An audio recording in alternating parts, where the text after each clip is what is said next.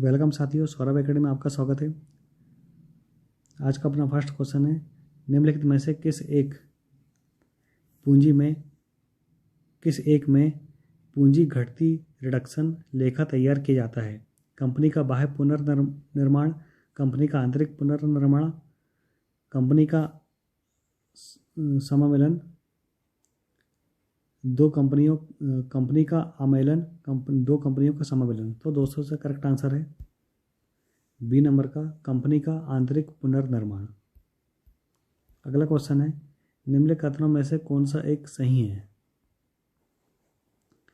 निदेशक की देयता को असीमित बनाने के लिए कंपनी की सीमित देयता के खंड में तब तक परिवर्तन नहीं किया जा सकता है जब तक कि ऐसा करने के लिए न्यायालय की विशेष अनुमति प्राप्त न कर ली गई हो। अंतर्नियम विशेष संकल्प द्वारा ऐसा परिवर्तन करने की अनुमति न प्रदान करे। सभी निदेशक ऐसा करने के लिए सहमत न हो। अंतर्नियम साधारण संकल्प द्वारा ऐसा परिवर्तन करने की अनुमति न प्रदान करे। तो दोस्तों से करेक्ट आंसर है बी नंबर का, अंतर्नियम विशेष संकल्प द्वारा ऐसा परिवर्तन करने की अनुमति न प्रदान करे। अगला क्वेश्चन है, निम्नलिखित कथनों पर विचार कीजिए। कंपनी साधारण संकल्प द्वारा किन्हीं प्रदत्त शेयरों को स्टॉक में परिवर्तित कर सकती है। किसी स्टॉक को किसी अंकित मूल्य के प्रदत्त शेयरों में पुनर्परिवर्तित कर सकती है। उपरोक्त कथनों में से कौन सा एक सही है? तो एक और दो केवल है, केवल दो के एक और दो दोनों, ना तो एक ना ही दो। तो दूसरे का करेक्ट आंसर है एक और दो दोनों सही हैं। अगला क्वेश्चन है, निम्नलिखित कथनों में से कौन सा एक सही है? पूंजी वापसी रिजर्व के शेष को उपयोग में लाया जा सकता है।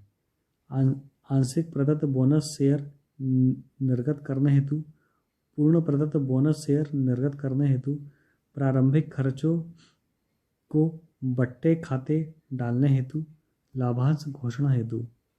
तो दोस्तों से इसका करेक्ट आंसर है पूर्ण प्रदत्त बोनस शेयर निर्गत करने हेतु। अगला क्वेश्चन है अपना पास, उच्च गियरिंग हाई गियर्ड पूंजी संरचना किस प्रकार की कंपनी के लिए सुझाई जाती है? जो नई स्थापित हुई हो और साधारण लाभ प्राप्त कर रही हो। सेकंड है, जो परिपक्व हो चुकी हो किंतु हानि उठा रही हो। सी नंबर पर है, जो परिपक्व हो चुकी हो और भारी लाभ प्राप्त कर रही हो। डी है, जो अनेक वर्षों तक हानि उठाने के बाद संभल रही हो। तो दोस्तों से करेक्ट आंसर है सी नंबर का, जो परिपक्व हो चुकी हो और भारी लाभ प्राप्त कर रही हो।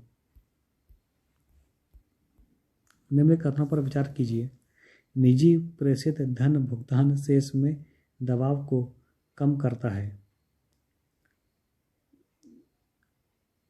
सेकंड, अदृश्य प्राप्तियां तथा भुगतान शेष के चालू लेखा में दर्ज किए जाते हैं। उपरोक्त कथनों में से कौन सा सही है? केवल एक, केवल दो, एक और दो दोनों, ना तो एक और ना ही दो। तो दोस्तों से करेक्ट आंसर है सी नंबर का, एक और दो दोनों, दो उपरोक्त दोनों कथन सही हैं अपनी अपनी जगह।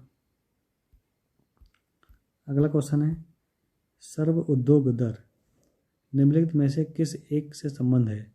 शुल्क वापसी, शुल्क हकदारी पासबुक, बाजार विकास सहायता, निर्यात उधार। तो दोस्तों से करेक्ट आंसर सी नंबर का, बाजार विकास सहायता। अगला क्वेश्चन है अपने पास, लघु निर्यातक पॉलिसी कौन जारी करता है? निर्यात उधार गारंटी निगम, वाणिज्य मंडल, भारतीय रिजर्व बैंक ऑफ इंडिया,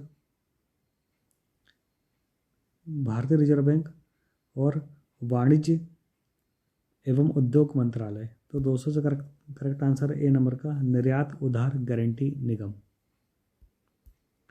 अगला क्वेश्चन अपने पास, निर्यात अनुमति आदेश लेट एक्सपोर्ट ऑर्डर कौन जारी करता है? लदान अभिकर्ता, शिपिंग एजेंट, सीमा शुल्क प्राधिकारी, जहाज का कप्तान, निकासी एवं अग्रेषण अभिकर्ता। तो दोस्तों से करेक्ट आंसर है ए नंबर, दोस्तों से करेक्ट आंसर ए नंबर का, लदान अभिकर्ता शिपिंग एजेंट। नेक्स्ट क्वेश्चन है अपने पास,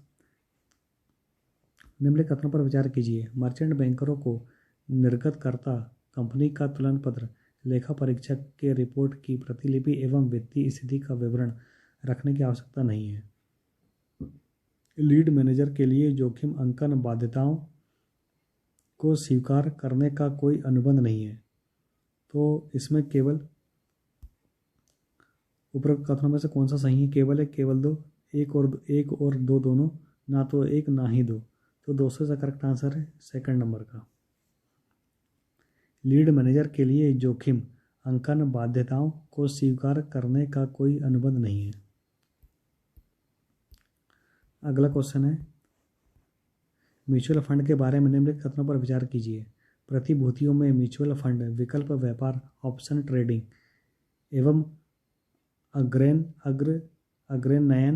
लेन देनों, कैरिंग फॉरवर्ड ट्रांजैक्शंस में सहभागी हो सकता है। म्यूचुअल फंड मुद्रा एवं पूंजी बाजारों में परिवर्तनीय प्रतिभूतियों में निवेश कर सकते हैं।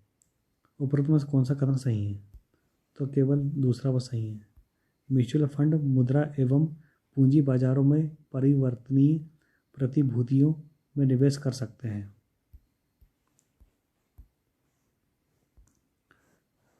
नेक्स्ट क्वेश्चन अपने पास सही जोड़ी है। म्यूचुअल फंड स्कीम और विशेषताएं। ओपन एंडेड म्यूचुअल फंड, यह एक निधि है जिसका म्यूचुअल फंड प्रबंधक द्वारा सतत आधार पर स्वीकरण एवं परिसमापन किया जाता है। सेकंड है closed ended mutual fund scheme, यह क्षेत्रीय या कंट्री निधि भी कहलाता है। सी नंबर पर है ग्रोथ फंड स्कीम, तो इसका सही मिलान होगा, यह अंतर्निहित निवेश को पूंजी मूल्य वृद्धि प्रदान करता है।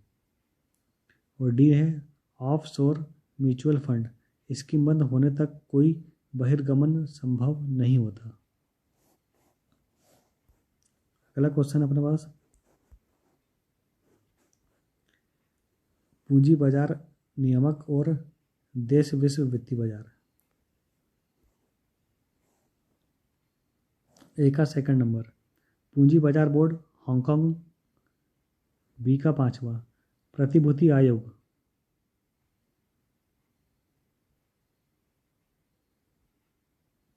इसमें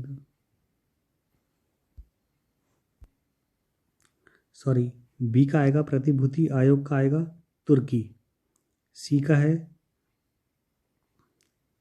प्रतिभूतियां एवं फ्यूचर्स आयोग, इसका आएगा मलेशिया। और डी है प्रतिभूति बाजार हेतु फेडरेशन आयोग, इसका आएगा फर्स्ट नंबर का रूस। अगला क्वेश्चन अपने पास, प्रतिभूति बाजार में बीटा का प्रयोग निम्नलिखित में से किस एक के समापन के लिए होता है? प्रतिभूतियों का जोखिमी होना, प्रतिभूतियों की लाभदायकता, प्रतिभूतियों की विक्रेता, प्रतिभूतियों की कीमतों में अस्थिरता। तो दोस्तों से करेक्ट आंसर है बी नंबर का, प्रतिभूतियों की लाभदायकता। अगला क्वेश्चन अपने पास, निम्नलिखित में से कौन सी एक मद विविध व्यय शीर्ष के अंतर्गत नहीं आती है?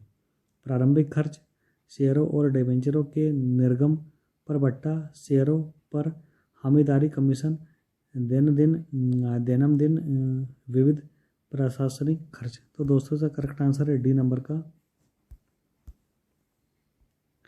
दैनंदिन विविध प्रशासनिक खर्च। अगला क्वेश्चन है अपने पास, ये अपना लास्ट क्वेश्चन है। तो दोस्तों आज का अपना वीडियो यहीं समाप्त होता है। प्लीज़ चैनल को सब्सक्राइब जरूर करिए। जय हिंद, जय भारत, वंदे मातरम।